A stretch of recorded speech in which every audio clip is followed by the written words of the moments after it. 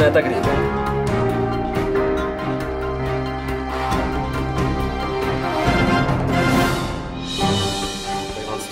Jo. A na tu externou. Takže ta výpost už je spodní část. Budete vědět, že udělám tohle, zkontroluji si dýchací cesty, jestli to otevře.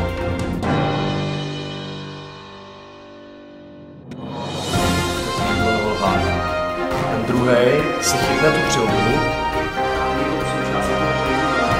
Mávat očima, zrakem. Tam mají dvě poloviny hrudníku, ale například... Dobře, tak to pouští do strany. Můžete si ruku na jeho